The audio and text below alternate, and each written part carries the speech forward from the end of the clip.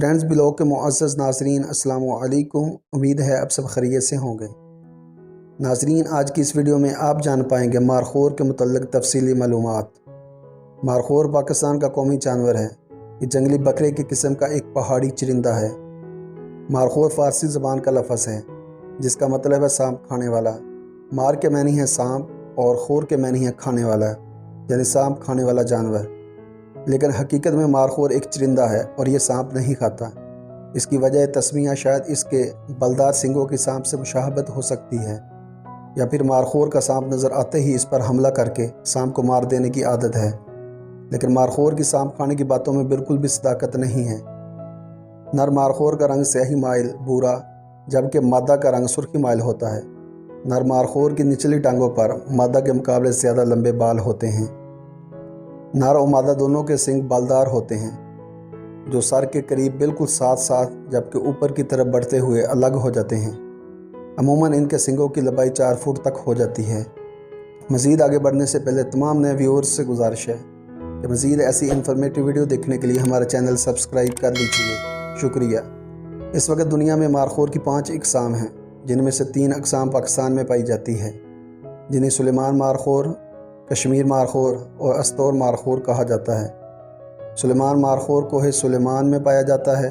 کشمیر مارخور چترال کے علاقے میں نظر آتا ہے اور استور مارخور کا مسکن گلگت کے علاقے ہیں۔ مارخور کی عمر 15 سال تک ہوتی ہے۔ یہ آزاد حرکت کا عادی جانور ہے۔ اس کی خوراک گھاس اور پتے ہوتے ہیں۔ دلچسپ امر یہ ہے کہ مارخور یہاں رہتا ہے، وہ اسی طرز کا رنگ اپنا لیتا ہے۔ بہت قریب سے بھی پتہ نہیں چلتا کہ یہ سامنے والا مارخور ہے یا پھر کوئی پتھر۔ مارخور کی خوراک موسم کے ساتھ تبدیل ہوتی رہتی ہے۔ موسم گرما اور بہار میں یہ گھاس چرتے ہیں، جبکہ سردیوں میں درختوں کے پتے کھاتے ہیں۔ مادہ مارخور کا حمل تقریباً 5 ماہ تک ہوتا ہے، جس کے نتیجے میں 1 یا 2 اور کبھی کبھار 3 میمنے پیدا ہوتے ہیں۔ مارخور ریوڑ کی شکل میں رہتے ہیں، جس کی تعداد 9 تک ہوتی ہے۔ ریوڑ میں بالغ مادائیں اور ان کے بچے شامل ہوتے ہیں، جبکہ بالغ نر عموماً اکیلے رہنا پسند کرتے ہیں۔ ان کی آوازیں بکری سے ملتی جلتی ہوتی ہیں۔ موسم سرما کے درمیان نر اور مادہ ایک ساتھ کھلے گھاس کے میدانوں میں پائے جاتے ہیں، جبکہ گرمیوں میں نر جنگلوں میں ہی رہتے ہیں اور زیادہ تر مادائیں پتھریلی چٹانوں پر آ جاتی ہیں۔ یہ جانور بہت زیادہ ٹھنڈے، خشک اور پہاڑی علاقوں میں رہتا ہے۔ مارخور انتہائی سخت جانور ہے، جبکہ یہ 90 ڈگری کی پہاڑی پر بھی تیزی سے چڑھ جاتا ہے۔ یہاں کہیں بھی مارخور پایا جائے گا، وہاں برفانی چیتا بھی اکثر پایا جاتا ہے، کیونکہ یہ برفانی چیتے کی پسندیدہ خوراک ہے۔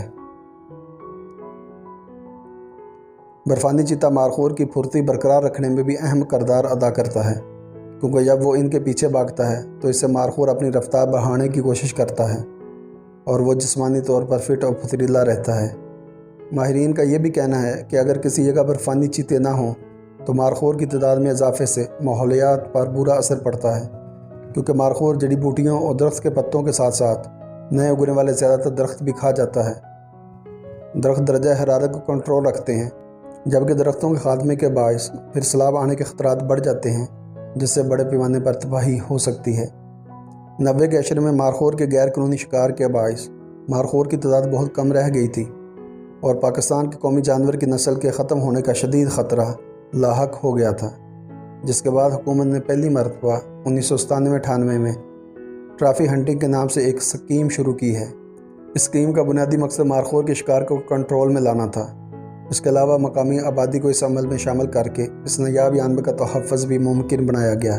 پاکستان ٹرافی ہنٹنگ اسکیم کے تحت ہر سال مارخور کے شکار کے لیے اب صرف 12 لائسنس ہی جاری کیے جاتے ہیں۔ پاکستان کی خفیہ ایجنسی ISI کے لوگوں میں بھی مارخور کی تصویر شامل ہے۔ یہ تھی ناظرین آج کی انفارمیٹیو ویڈیو۔ مجھے امید ہے آپ کو یہ ویڈیو پسند آئی ہوگی۔ اگر آپ کو آج کی یہ ویڈیو پسند آئی ہے تو اس کو لائک اور شیئر ضرور کیجیے گا، اور اگر ابھی تک آپ نے ہمارا چینل سبسکرائب نہیں کیا تو اس کو سبسکرائب کر لیجیے گا۔